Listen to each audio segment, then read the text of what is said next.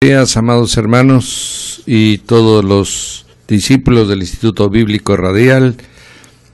Estamos con ustedes nuevamente en esta semana, en este mes de abril, mis amados, en el que ya vamos cursando 3 meses de este año 2017, y la gracia del Señor sigue con nosotros todos los días. Bendecimos su nombre, pues, por su amor y misericordia, y que todos unidos, bendiciendo su nombre y confiando en su amor y su poder, vivamos todos los días siendo ese testimonio de que su palabra está obrando en nosotros. Así lo creemos, así lo declaramos, y el Instituto Bíblico, pues, continúa su trabajo recibiendo los exámenes de todos ustedes, y nos gozamos que ya muchos se han regularizado, y los que no, estamos en paciencia para juntos concluir lo que iniciamos. Así también en la historia de la Iglesia estamos llegando ya al año 300. En estos primeros años se ha establecido nuevas formas de comportamiento en la Iglesia.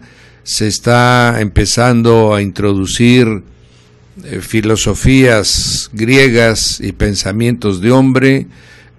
Ha crecido de una manera extraordinaria el cristianismo, de tal manera que no solamente ya ha cubierto el Imperio Romano, sino que ha llegado a la India.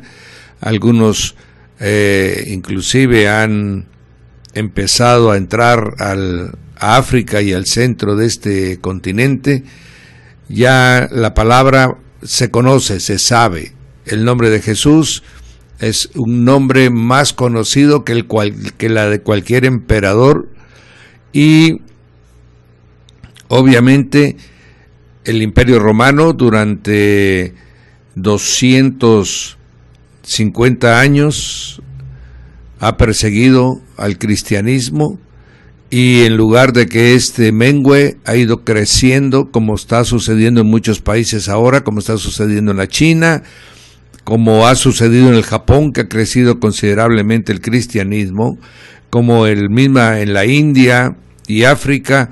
Hay países verdaderamente que se han entregado, inclusive sus gobernantes han entregado bajo la cobertura y protección del nombre del Señor Jesucristo, y siempre ha sido así. No ha habido fuerza que haya podido detener, a pesar de que las persecuciones, mi hermano, así como hemos leído, la persecución romana sobre el cristianismo, así lo es en aquellos países donde se han establecido presencias de las tinieblas, y aún en estos momentos, como sabemos todos nosotros, en el Medio Oriente, la China misma tiene una persecución muy severa.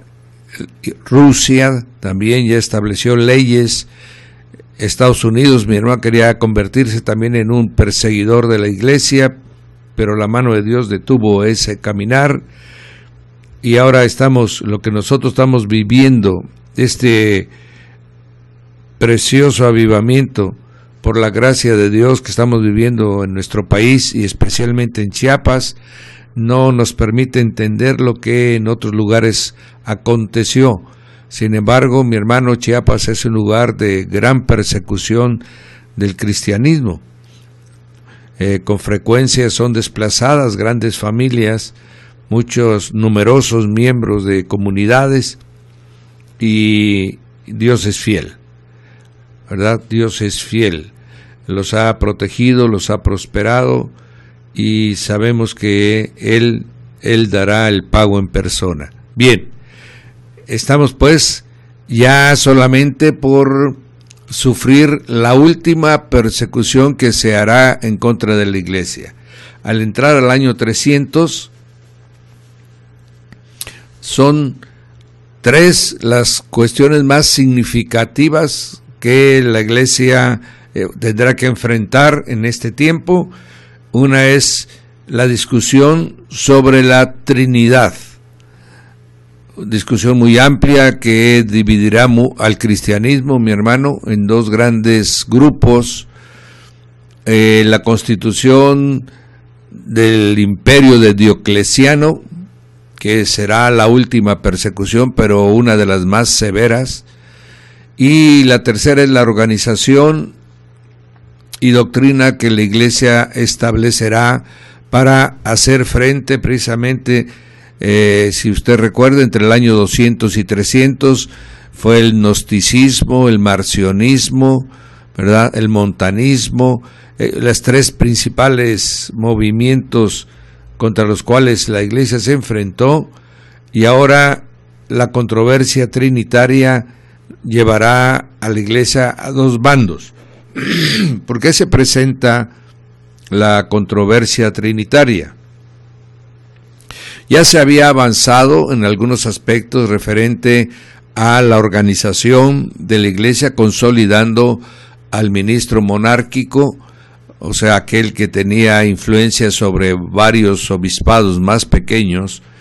Ya se había declarado un credo que le llamaron el credo apostólico, y eso había de alguna manera afinado la fe de los creyentes en el cristianismo, y la defensa de los apologistas le había dado una literatura bastante abundante que servía para poder confrontar a todas estas herejías. Ahora bien, estamos pues entrando a este nuevo siglo, al siglo IV, amén, y se centra la discusión en la persona de nuestro Señor Jesucristo. Todos aceptaban que el Señor Jesús era el Redentor, era quien había venido como Hijo de Dios a salvar a los hombres, que había muerto en la cruz, aunque algunas herejías ya se habían manifestado con una interpretación mística y ocultista, ¿verdad? Que ya se ve la influencia de las doctrinas babilónicas y de Egipto, pero se ha mantenido la Iglesia. Pero en este momento, después de que la Iglesia se fue propagando en pueblos gentiles, será Alejandría el lugar donde se concentró todo el conocimiento griego, de donde saldrán las herejías y las confrontaciones más grandes. La filosofía ha empezado a penetrar en la Iglesia. Muchos filósofos se han convertido al cristianismo, pero no han dejado del todo su forma de pensamiento, y empieza a contaminar con sus interpretaciones pasajes bíblicos, haciendo un abuso del método alegórico para la interpretación de la Biblia. El método alegórico será la antesala para que después, a través del método dogmático, la naciente Iglesia Católica Apostólica tomará esa otra forma de interpretación y tratará de imponer dogmas y principios. Amén. El Antiguo Testamento se va dejando un poco al margen debido a que se considera que es para el pueblo judío. Para este tiempo está ya separado totalmente el judaísmo del cristianismo, y después de que en sus inicios el judaísmo persiguió al cristianismo, ahorita se ha logrado, por su carácter mismo de este pueblo que es indómito, que no cede ante la concepción de un solo Dios y que además son el pueblo elegido de Dios, hace que el pueblo romano los tenga bastante vigilados y apartados para que no se subleven como lo han hecho durante tantas veces. Amén.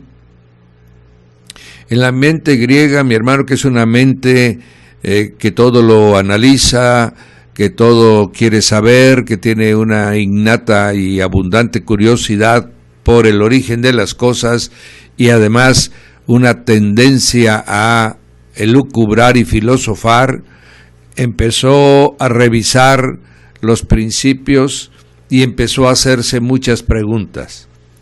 Dentro de ellas sería Jesucristo. ¿Cómo se relaciona con el Padre? ¿Cómo fue que se desprendió del Padre? ¿Cómo fue que tomó forma humana? Cuando caminaba en la tierra, ¿era hombre o era Dios o eran las dos cosas?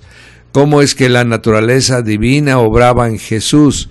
Y todo esto empezaron ellos a investigar, pero empezaron a permitir que conceptos que ellos ya tenían referente al alma, referente al cuerpo, ¿verdad?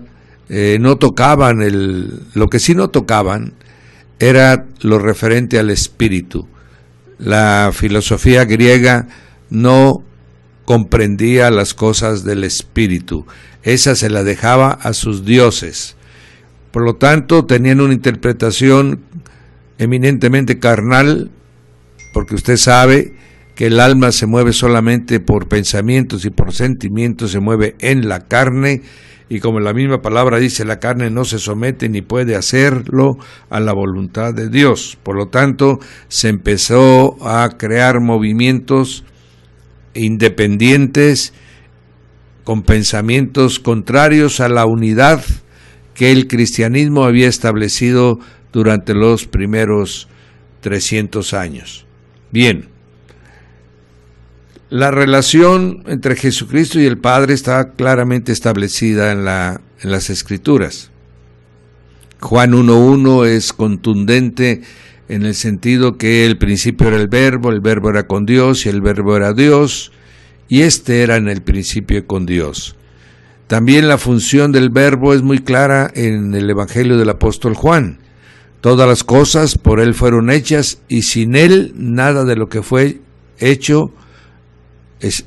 Amén.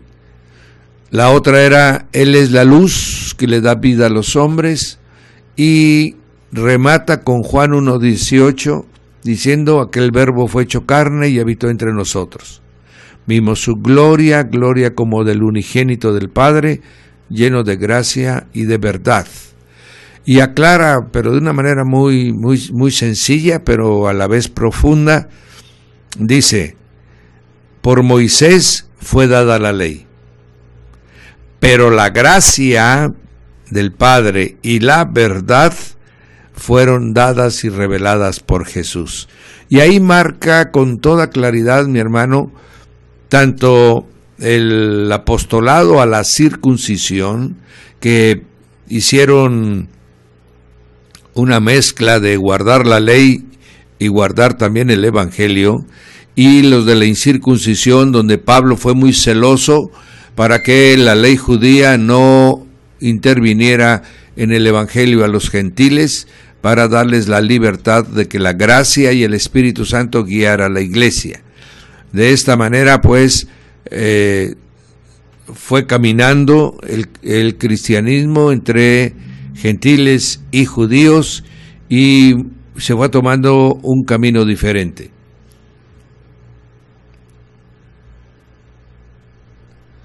Los griegos no comprendían, ellos no lograban entender cómo el Logos, la palabra, el Cristo eterno, que era el Hijo de Dios, el unigénito Hijo de Dios, cómo es que siendo Él de origen divino, se podía encarnar en un hombre. Y este es el problema central, mi hermano, en el que la mente humana no puede entender. La Trinidad siempre ha sido un misterio profundo para la mente humana, la cual se cree, mi hermano, por fe. La Trinidad no puede creerse por discernimiento intelectual, por pensamientos de hombre, no se le puede enseñar a nadie. La Trinidad tiene que llegar a cada uno de nosotros por fe, entendiendo cómo el Todopoderoso Dios, en su infinita sabiduría y amor, logra Él estar con nosotros desde ese lugar tan apartado en la que Él vive en una luz de santidad permanente, y cómo Él puede trascender a la creación y ahí gobierna a través de su unigénito Hijo, y cómo el Espíritu Santo puede estar ahora en todos los creyentes a la vez, y Él comunicarnos y ligarnos con el Padre y con el Hijo. Esto y todavía, mi hermano, es muy difícil. Si uno se pone a pensar, a analizar, a estudiar, a querer comprender, no se puede. Pero la revelación del Espíritu trae a nosotros convicción de esto y lo creemos por fe. Amén. Esto generalmente los griegos no aceptaban las cosas si no las entendían, ¿verdad? Así le sucede a muchos ahora, y por eso no reciben el Evangelio, porque todo el tiempo están tratando de entender los misterios que el Padre se ha guardado. Bien, esto es lo que está sucediendo.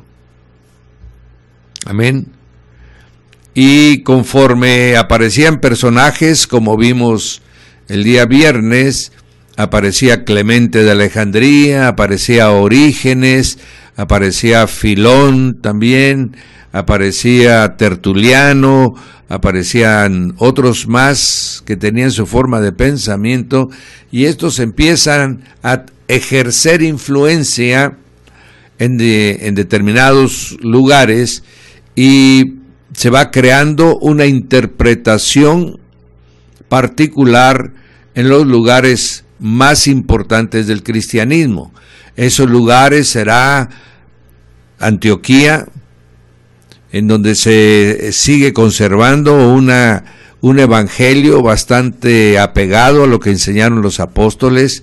Está Roma, que tiene ya una interpretación jurídica, ¿verdad?, muy monolítica, en la que los romanos rechazan desde ese principio las manifestaciones del Espíritu y van apagando al Espíritu. Aparece Cartago, mi hermano, con personajes que vamos a ver adelante, de que fueron columnas, como Agustín, ¿verdad?, San Agustín, que le llama la Iglesia Católica. Vamos a ver esos personajes, y Alejandría sobre todo, que será la fuente de estas opiniones, pensamientos que empiezan a dividir a los hombres, porque empiezan a participar opiniones humanas, ¿verdad? Gracias a los escritos que han quedado, sirven para guiar a mucha de la iglesia, ¿verdad? Y así tenemos que se dividen en dos partes, y las corrientes más importantes eran lo siguiente: antes de la creación del mundo, el Padre estaba solo, y en el seno del Padre estaba la plenitud de todo lo que después se manifestaría. Amén. Antes de la creación, mi hermano, la Biblia no narra de las cosas. Esos son los misterios que le pertenecen al Padre. Pero Él decide manifestarse en su Hijo unigénito, quien es de su propia sustancia, dice Hebreos, es el único que es de su propia substancia. Amén. Todos los demás somos espíritus adoptados por la gracia y el amor del Padre. Pero Cristo es el único que es de su propia substancia. Por eso Juan le dice, estaba en el principio con Dios. Amén. Y el Verbo, el unigénito Hijo de Dios, es el que en la creación, ¿qué es la creación? Lo que tiene posibilidad de ser pesado, lo que tiene posibilidad de ser medido, lo que tiene un principio y tiene un fin. Eso es la creación. Amén. Dios es eterno. En Él no hay tiempo, pero cuando Él crea, entonces esta creación ya adquiere otras leyes y otra forma de desarrollarse, y el que hace que lo que está siendo creado sea conforme a la voluntad del Padre es el Verbo. Amén. Y sabemos por lo que está escrito en las Escrituras, en Génesis 1, 2, el Espíritu de Dios ya estaba presente en la creación. Por eso Pablo, en el libro de Efesios, dirá la supereminente grandeza del poder de Dios, que obra en nosotros los que hemos creído. Esa ha sido siempre la obra del Espíritu Santo en la creación. Y ahí tenemos ya, mi hermano, la Trinidad. El Padre hace las operaciones, vuelve a desarrollar esta forma como opera la Trinidad en Corintios 12, mi hermano, dice, del Padre son las operaciones. ¿Qué quiere decir?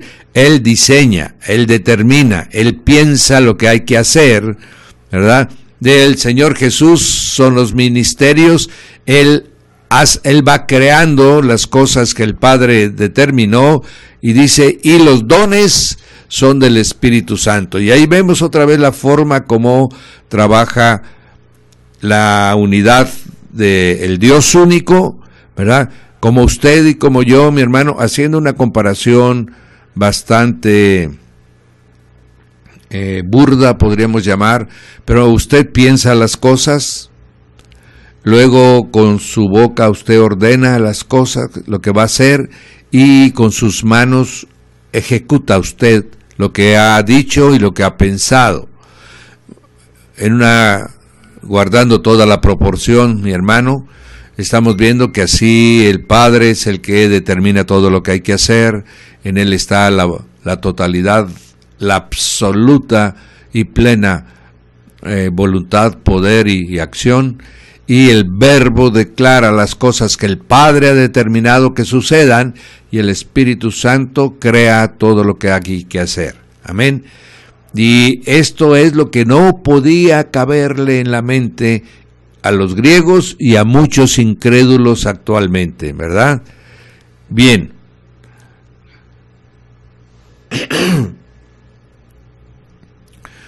Y entonces ahí es donde muchos empiezan a escribir referente al Señor Jesús.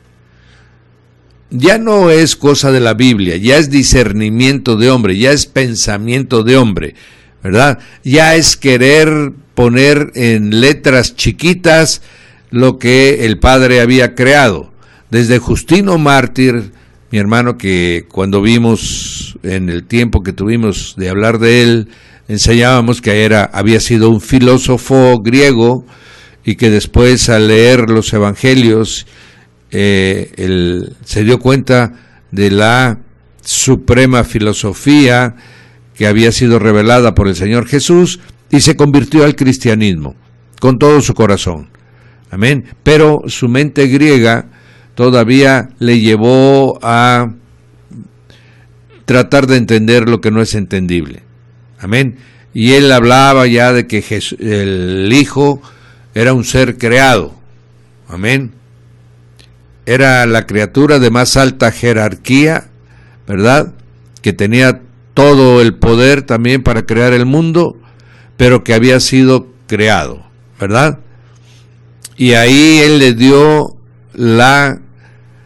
nacimiento a una doctrina que se llama el subordinacionismo, que quiere decir que el Hijo, aun cuando tiene todo el poder, sigue subordinado a las órdenes del Padre. Amén. Ya empiezan a nacer corrientes filosóficas. Esto es filosofía, esto no es Biblia, mi hermano. Pero vamos a ver cuánto ha dañado a lo que actualmente creen tantas corrientes sectarias, creando grupos particulares con pensamiento muy propio, pero que son iguales a los que se pensaban en ese tiempo, mi hermano. No hay nada nuevo, no hay ninguna aportación nueva por los grupos, ya sea llámense testigos, llámense mormones, llámense la ciencia cristiana, cienciología, ¿verdad? Inclusive el adventismo, mi hermano, no ha aportado ninguna nueva forma de pensamiento. Son estas mismas, nada más vueltas a actualizar por parte de los padres creadores de estas denominaciones, ¿verdad? Después, la pregunta, decían ellos, bueno, sí, ok, pero ¿cómo fue? Dice Justino Mártir que el Hijo fue creado, pero ¿cómo es que fue creado? Amén. ¿Cómo es que Él viene y aparece en la creación? ¿Verdad? Y esto lleva a otras porciones, porque la misma Biblia dice que el Hijo revela al Padre. Amén. Y que solo el Padre conoce al Hijo. De tal manera, pues, que ahí la misma Escritura está diciendo, esto no les corresponde a ustedes. Al Hijo solamente lo conoce el Padre, ¿verdad? Y Jesucristo no vino a revelar al Hijo, vino a revelar al Padre, para que supiéramos que hay un Padre amoroso, un Padre de orden, un Padre que está pendiente de lo que ha creado y que tiene las cualidades de paciencia, de longanimidad, de amor, de misericordia, de sabiduría y de poder, y Él viene a revelar lo que el Padre es. Amén. De esta manera, pues, vamos encontrando en la misma Escritura las preguntas que querían ellos que tuvieran respuesta. Lo que pasa es que querían bajarla al entendimiento de los hombres, de tal manera que pudiera cualquiera entenderlo. Y hermano, las Escrituras, la Biblia tiene una característica muy particular. La Biblia solamente puede entenderse por revelación del Espíritu Santo. Amén. No puede entenderse por conocimiento humano.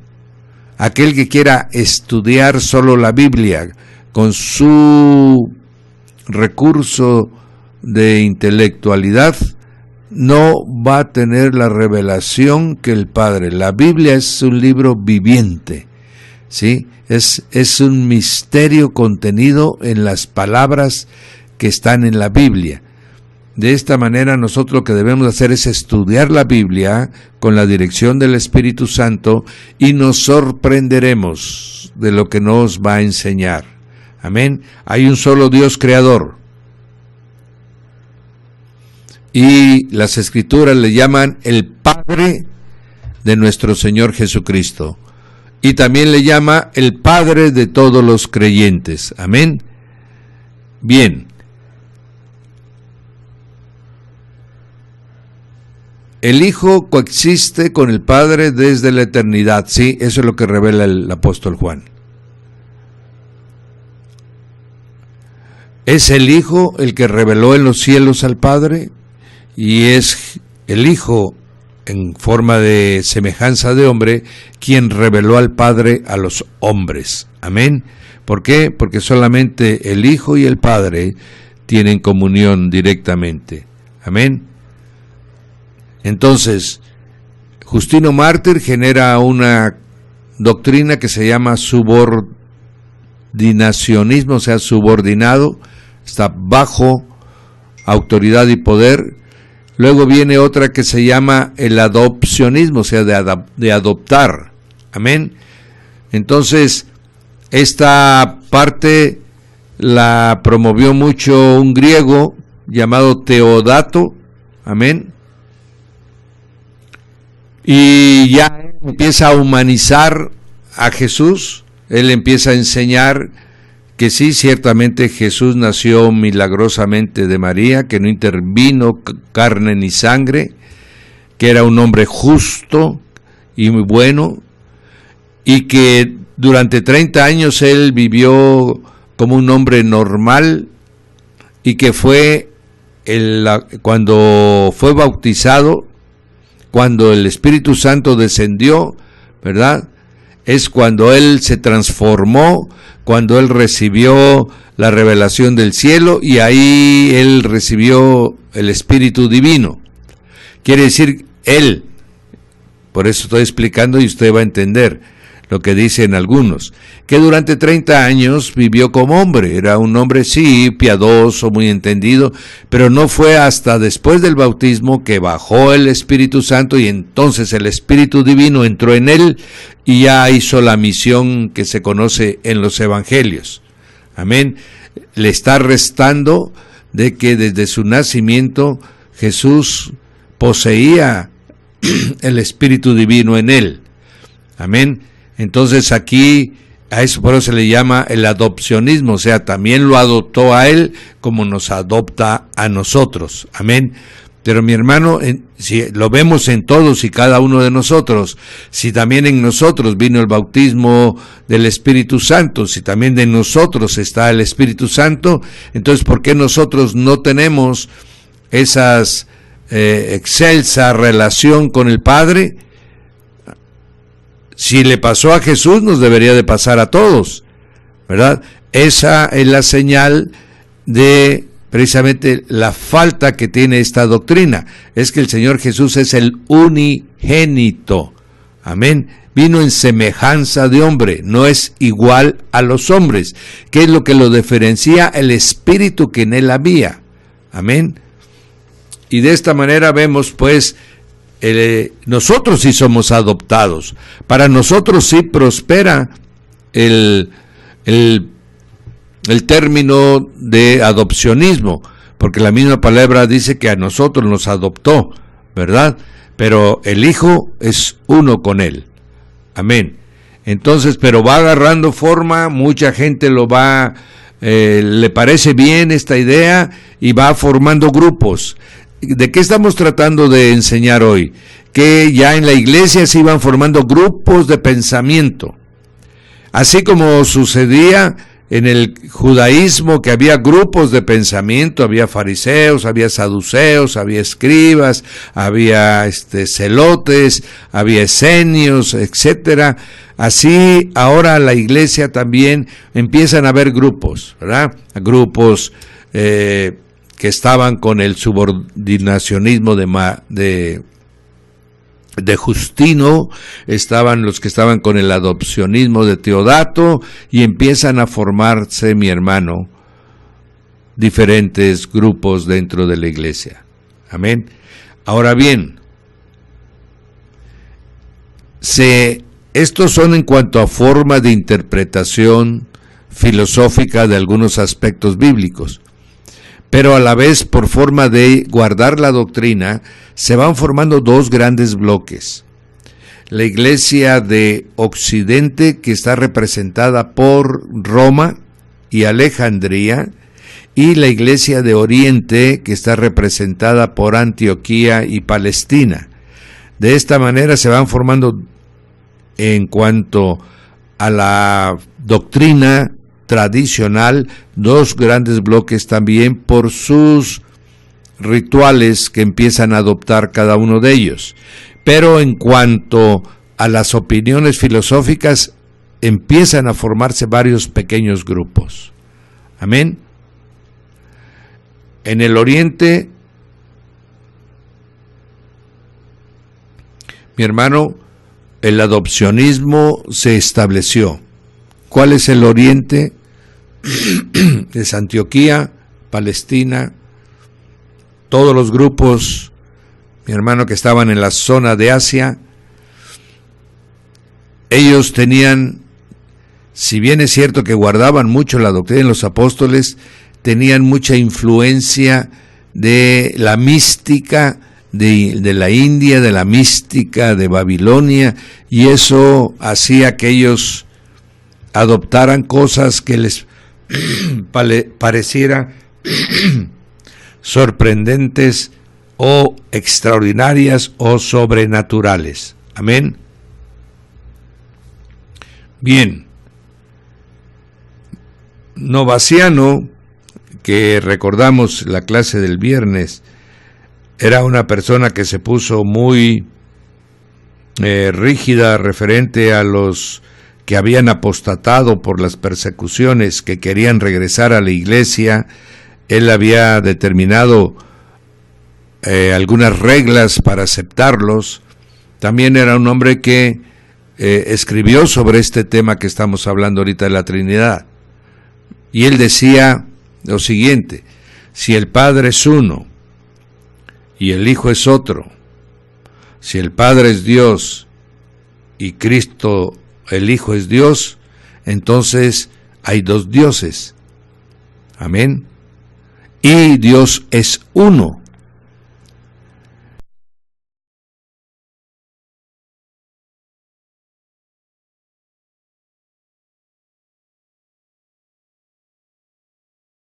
Si nosotros entendemos que el Padre es Dios y que el Hijo es Dios, entonces estamos hablando de que hay dos dioses. Y este es el problema de la Trinidad, mi hermano. Dios es Padre, Hijo y Espíritu Santo. Pero no hay Dios Padre, Dios Hijo y Dios Espíritu Santo. No, Dios es Padre, Hijo y Espíritu Santo. Es muy diferente. Es uno solo, manifestado en tres funciones diferentes, en tres posiciones diferentes. Y esto es para que el hombre entienda. No es por él, mi hermano, él es uno solo. Pero el hombre no entiende, y él tenía que revelarse al hombre para que el hombre supiera que el Dios que lo creó está en comunión con él. Si no, se crearían todas las diferentes doctrinas que existen fuera del cristianismo, donde Dios está en algún lugar, donde Dios creó y se olvidó del hombre, estableció las leyes divinas, estableció las leyes naturales, las leyes físicas, y se apartó, y hay el hombre que camine solo, ¿verdad? Y de ahí tiene fundamento muchísimas doctrinas. No, Él todavía cuida de su creación. Para ello ha tenido que ir manifestándose conforme que podríamos llamar los niveles de santidad de la creación. Amén. Porque el mundo espiritual, en donde están los seres angelicales, es una relación diferente, mi hermano, a donde estamos nosotros los hombres en esta condición de temporalidad, en esta condición de una carne que va a terminar en su tiempo, ¿verdad? Entonces, a eso es que este Dios todopoderoso, pero a la vez amoroso para con su creación, ha ido revelándose. Entonces, Novaciano se le consideró como un hereje, y claro, aquí él está separando de una manera las cosas espirituales y las cosas naturales, pero dándoles una unidad por separado, y eso creó el concepto equivocado, mi hermano, de que después, ahora el judaísmo acusa al cristianismo de que somos idólatras. Por dos razones. ¿Por qué el judaísmo se aparta totalmente del cristianismo? Porque nos llama idólatras. ¿Por qué nos llama idólatras? Por Novaciano y por otros más que hablaban de esto, que había el Dios Padre, que había el Dios Hijo y que había el Dios Espíritu Santo. Entonces los judíos decían, entonces ustedes tienen tres dioses. Amén. Por estos que empezaron a filosofar, a hablar lo que no dicen las Escrituras, mi hermano. Yo y el Padre uno somos. ¿Qué quiere decir? Que Dios se manifiesta como es posible que nosotros podamos entenderlo, para que podamos amarlo, para que podamos temerle, para que podamos obedecerle, mi hermano. Amén. Y esta doctrina hizo mucho daño. Amén. Estamos ya del año 200 al 300. Y luego llega otro personaje que se llamaba Sabelio. Y ya a finales del año 200, del siglo II, este Sabelio formó también una nueva corriente filosófica dentro de la iglesia, ¿verdad? Decía lo siguiente: Dios es uno y se revela se manifiesta de tres formas diferentes. Primero, Él como Padre creó todas las cosas y también le dio la ley al pueblo de Israel. Entonces, Sabelio dice, el Padre creó todo y le dio la ley a Israel. Amén. Luego dice, se manifiesta como el Hijo, toma forma en semejanza de hombre y se revela como el Redentor y el Salvador de toda la humanidad. Amén. Y después toma la forma del Espíritu Santo para guardar a la naciente iglesia, a sus hijos que Él va a aceptar por adopción. Como dice Juan 1:12, a los que le recibieron y le creyeron, les dio potestad de ser hechos hijos de Dios. Nosotros somos adoptados, a eso se le llama adopción. Amén. Entonces, Sabelio mantiene, Dios es uno solo, vuelve a regresar a la unicidad de Dios.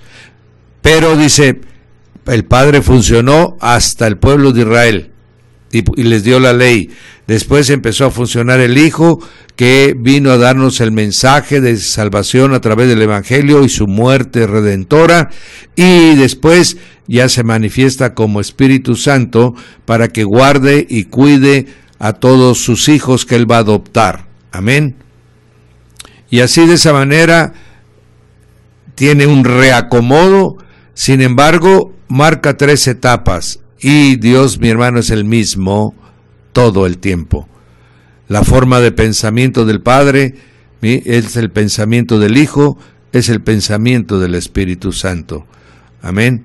La forma de obrar de uno es la forma de obrar del otro, y del otro también, y de la otra parte.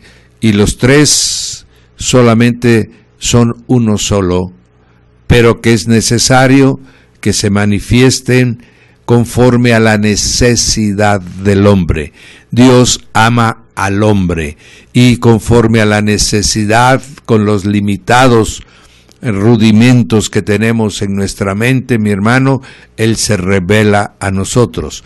Por eso es que aquellos siervos de Dios que van teniendo más intimidad con Él, que van teniendo una relación más profunda a través de la oración, a través del servicio, a través de la santidad de su vida, mi hermano, van teniendo una comunión mayor con Él, lo van conociendo, van entendiendo quién es Él, amén, y ya todas las cosas llegan a su vida por revelación del Espíritu, y por eso su fe es verdaderamente grande. Entonces, estamos viendo ya, mi hermano,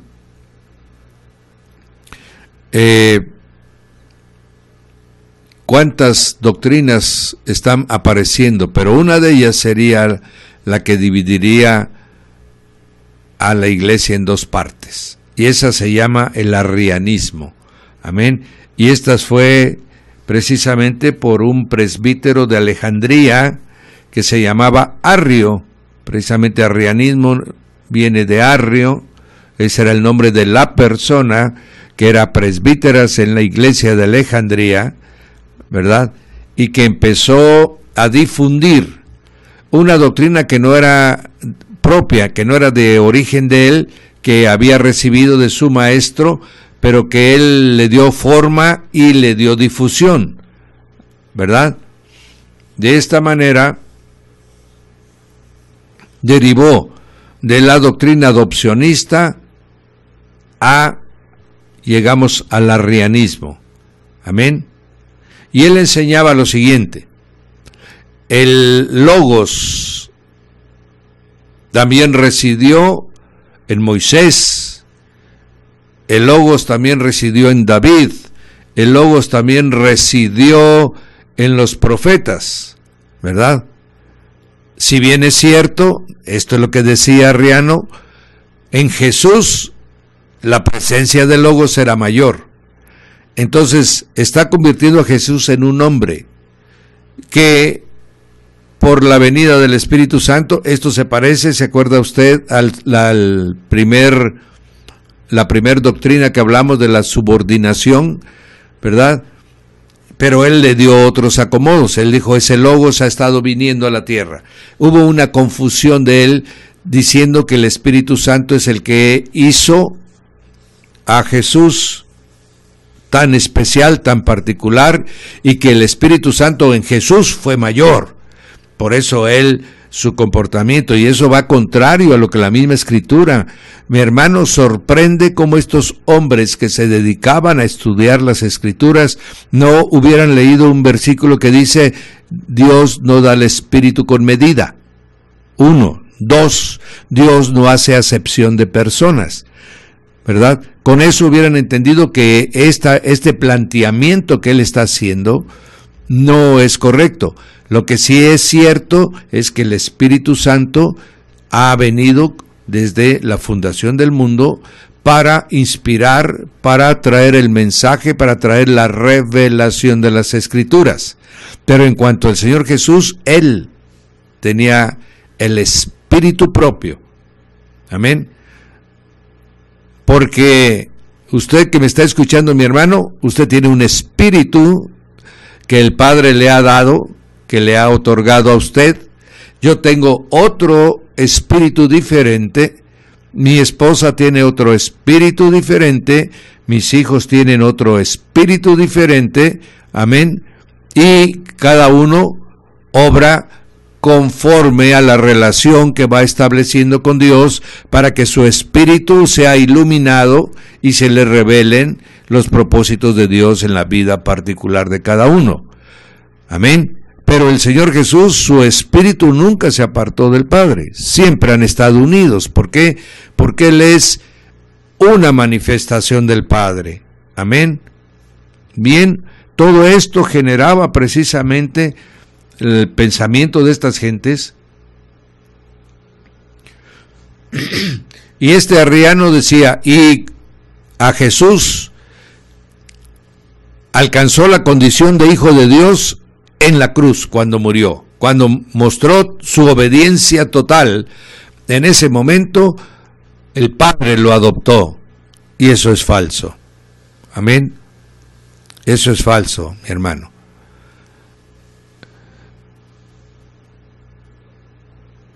Después, posteriormente, empezó la lucha de las otras congregaciones. Por ejemplo, Antioquía inmediatamente empezó a realizar sínodos. El sínodo es la reunión de obispos de una misma región. Amén. Eso es la diferencia entre sínodos y concilio, es que en el concilio se reúnen obispos de la misma fe, y el sínodo solamente los que son de una región. Bien, Antioquía tiene 3 sínodos, empieza a tratar con esta doctrina, y definitivamente en el tercer sínodo determinan que es una herejía, y así excomulgaron al que fue el que para ese tiempo estaba difundiendo esta doctrina, en el año 269. Amén. Sin embargo, no terminó ahí, porque Arrio era un hombre muy, de alguna manera era un cristiano convencido. Verdaderamente era un hombre que había abrazado la fe cristiana. Solamente que la influencia griega que existía en Alejandría corrompía en varios de los grandes personajes de este tiempo su forma de pensamiento. Esto puede suceder, mi hermano, actualmente, si no se escoge correctamente el instituto bíblico al que uno va. Hay muchos institutos bíblicos en Estados Unidos, en Europa, mi hermano, que enseñan herejía, que enseñan mezcla de pensamiento griego con la palabra o de prácticas hindús y pensamiento griego en su teología, y esto hace lo que sucedió en Alejandría, mi hermano, y que por eso salen de repente unas doctrinas tan raras por diferentes lados, y se debe precisamente a la contaminación que se permite de los principios. La Biblia es suficiente para revelarse a sí misma. No necesita absolutamente nada que sea del mundo o que sea pagano. Amén. Por eso es que la iglesia, hoy contaminada por la música del mundo, ha entrado, mi hermano, y nos ha estado moviendo en otro sentir y en otra adoración. De la misma manera, mi hermano, conceptos del mundo han entrado, sobre todo en el área administrativa y en el área de reproducción de la iglesia. Han entrado sistemas griegos y del mundo, y esto han dadole un enfoque diferente a la iglesia. Ahora están más preocupados por crecer que por formar. Amén. Y a nosotros fuimos llamados para enseñar y hacer discípulos. Amén. Si son 10, bendito Dios. Si son 100, bendito Dios. Si son 1000, bendito Dios. Amén. Él es el que da el crecimiento. Aleluya. Cuando Él lo da. Cuando es por argumento de hombre, por artificio de hombre, por estrategia de hombre, no duran, mi hermano, no duran. No han durado ni durarán. Amén. Bien. Aquí tenemos a Arrio llevando pues esta doctrina de que Jesús no era Dios. En pocas palabras, la conclusión de Arrio dice: Jesús no es Dios. Jesús era hombre, un hombre excepcional. Sí, pero vino el Espíritu Santo y es el que le reveló las cosas. Y a partir de ahí, como él tenía una mayor, vamos a decir, una mayor unción, como le llaman ahora, por eso él podía hacer todas las cosas que hacía. Eso es lo que actualmente tiene y toma, mi hermano, los testigos de Jehová. Es exactamente lo mismo, que Jesús es un hombre excepcional, pero hombre al fin. No es Dios encarnado. Amén. Bien, estamos viendo, mi hermano, que es lo mismo desde hace 1700 años a lo que actualmente se sigue trayendo de puerta en puerta. Él decía: el Padre no tiene principio y no tiene fin. Amén. Pero el Hijo sí tuvo un principio. Amén. Entonces, no tiene la misma característica que tiene el Padre, ¿verdad? Lo que no está entendiendo es lo que dice Hebreo: Él es de la misma sustancia del Padre. Amén. El Padre, mi hermano, es tan infinitamente grande. No podemos ni siquiera concebir la grandeza y la santidad del Padre. Por eso, si el Padre se manifestara a Él, absorbería toda la creación, porque salió de Él, mi hermano. El Padre creó de la nada, pero todo proviene de Él. De tal manera que si el Padre de alguna manera tuviera una acción directa, un contacto directo con la creación, pues la creación está absorta en Él. El mismo Pablo dice: en Él somos y en Él nos movemos. Lo que no entendremos, vamos a hacer un ejemplo, mi hermano, en un organismo como nosotros, la creación de nosotros son como las pequeñas células que están en un cuerpo. Están inmersas en el cuerpo humano, pero por ejemplo la célula del hígado no sabe que existe la célula del corazón. Amén. Pero están coordinadas, están unidas, y todo es el organismo. De la misma manera todo está, en Él nos movemos y en Él somos. No podemos estar separados de Él porque Él mismo nos creó de sí mismo. Amén. Y ahí es donde está también el Hijo. Amén. El Logos. Entonces, ellos se paran en tiempos, ellos hablan de circunstancias diferentes y van separando a Dios por épocas, por manifestaciones. No, mi hermano, todos estamos inmensos en un solo ser. Todo cuanto existe está en el Padre. Amén. Bien, todo esto el pastor Víctor Manuel Hernández Zárate tuvo a bien, cuando tuvo el tema de la Trinidad, hablar abundantemente de esta parte doctrinal. Ahora yo les estoy explicando nada más de quiénes son los hombres que han tenido pensamientos contrarios, que han llevado y desviado al cristianismo. Amén. El pensamiento que prevalecía en Grecia en ese tiempo, mi hermano, era que Dios era tan puro que no podía tener contacto con la materia. De tal manera pensaba el griego, mi hermano, que la materia era como un desecho, como que era algo que había sido expulsado de Dios y que la materia estaba contaminada, que la materia era pecaminosa, que nosotros por eso somos pecadores, porque estamos hechos de una materia un poquito, podríamos decir, impura. Y ese era el pensamiento de los griegos. Y ese pensamiento también se plasma en Arrio. Amén. Dice, no, es que Dios no podía venir, no puede tener contacto con las gentes, no puede tener contacto con las cosas. Él es demasiado puro. Amén. Y por eso tuvo que tener un intermediario para que a través de su espíritu viniera a Él, le revelara las cosas y nos dijera a Él cómo era el Padre. Por lo tanto, escogió a Jesús.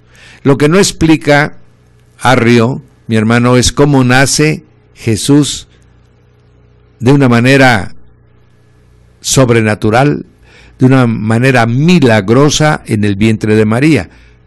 Si no hubo hombre con el cual tuvo relación con María, ¿cómo es que Jesús es humano como cualquiera de nosotros? Esa parte nunca la tocó ni la explicó, ¿verdad? Solamente habló ya de cuando Jesús tenía su misión. Él decía, Jesús tenía un cuerpo humano. Pero el alma que él tenía no era humana. Ahí es donde él mete la parte sobrenatural. Amén. Sino que el alma de él era el Logos que Dios le otorgó a él. Amén. Y de esa manera en Cristo estaba. No tenía un alma como cualquiera de los hombres, y eso es mentira también, porque usted sabe que el Señor se entristecía, usted sabe que el Señor se cansaba, usted sabe que el Señor cantaba himnos, usted sabe que el Señor se apartaba para orar. Entonces todo eso es el resultado del alma, mi hermano. Amén. Entonces él decía, Jesús no era ni Dios ni era hombre. Amén. Y como él también tenía un alma, estaba sujeta a cambios a cambios de emociones, estaba sujeto a las vicisitudes que cualquier hombre puede realizar, dice, y también estaba expuesto a las tentaciones del pecado. Eso sí es cierto. Amén. El Señor fue tentado en todo. Amén. Pero en ninguna oportunidad él falló. Amén. ¿Por qué? Porque si él hubiera fallado, mi hermano, amén, hubiera acontecido algo terrible, porque la paga del pecado es muerte. Jesús es el que perdona con su sangre nuestros pecados, mi hermano. Amén. Solo él se ofreció como el cordero inmolado, y a través de su sangre el pecado de toda la humanidad pueden ser limpiados si nos sometemos a su señorío, si lo aceptamos como nuestro Señor y Salvador. Amén. Entonces, tenemos aquí a Arrio haciendo una mezcla de pensamientos, tomando un poco del adopcionismo, tomando un poco del sabelismo, ¿verdad? Él a su vez interpretando las cosas, y esta fue la doctrina que él formó. Amén. Y entonces la iglesia empezó a organizarse, a convocar sínodos en los diferentes regiones donde estaba ya el mensaje. Ya tenía para estas fechas, mi hermano, 270 años el cristianismo.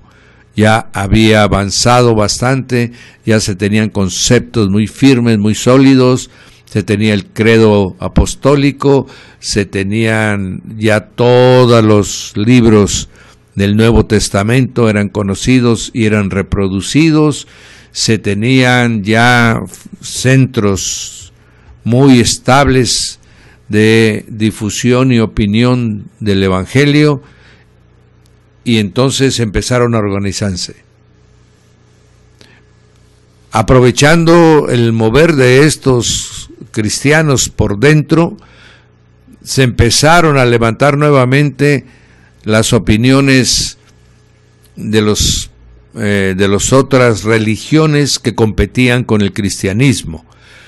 Hablamos en su tiempo, si ustedes recuerdan, del mitraísmo, que eran la religión persa, que generalmente permeaba entre todo el ejército romano, era el que predominaba en el ejército romano, y contra él competían entre el cristianismo y el mitraísmo con todos los soldados del ejército. Los gnósticos habían llevado para todos los intelectuales, todos los que tenían pensamientos con un enfoque esotérico y mágico, el gnosticismo capturaba esos pensamientos.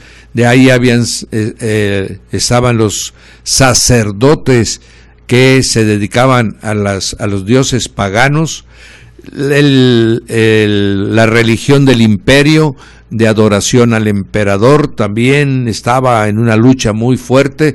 Sería el último intento del imperio por establecer esta religión, y los dioses particulares que tenían cada región.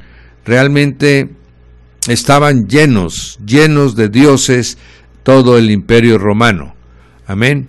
Y era necesario impedir que de adentro del cristianismo surgiera, mi hermano, socavando desde adentro, ¿verdad?, lo que se había logrado durante 250 años. Amén.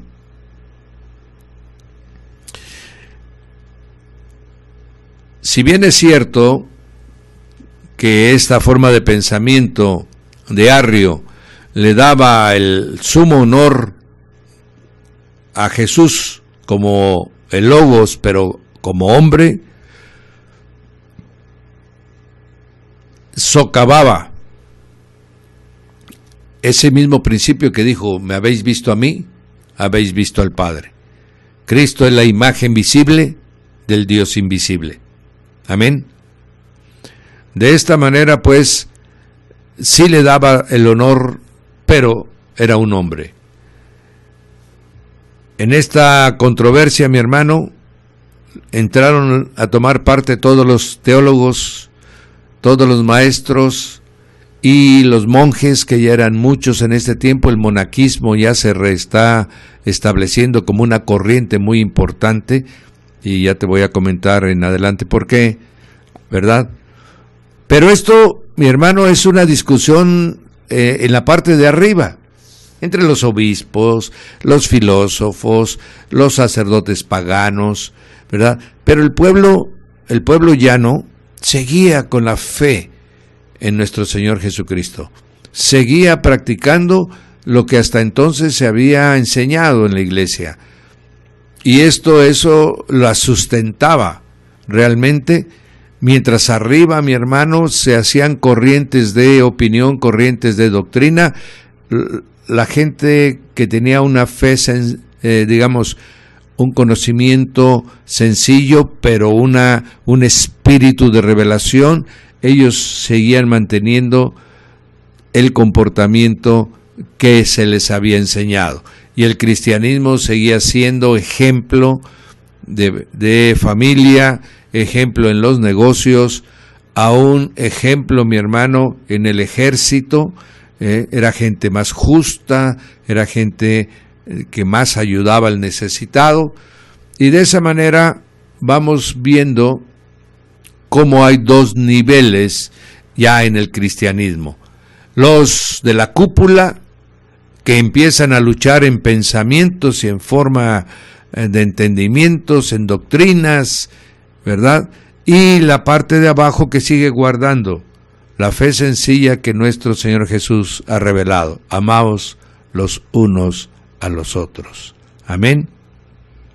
Sería mi hermano Tertuliano, de quien ya hablamos también, quien aportó el fundamento doctrinal más importante para poder controlar el ataque del arrianismo. Amén. Tertuliano decía que hay una naturaleza divina, de la cual solo el Padre y el Hijo la tienen por siempre y la comparten. Amén. Si bien es cierto que ellos tuvieron una manifestación, pero que no están separadas, en la que uno piense una cosa y otro piense el otro, sino que están unidos por ese espíritu que comparte. Amén. Entonces solo hay una naturaleza divina, y esa la comparten el Padre y el Hijo, y eso les permite estar en una unidad permanente y perfecta. Amén. Bien, de esta manera, mis amados, el día de hoy hemos concluido y esperamos el día de mañana ya empezar con la continuación del programa. En el nombre, permítame tantito, mis amados,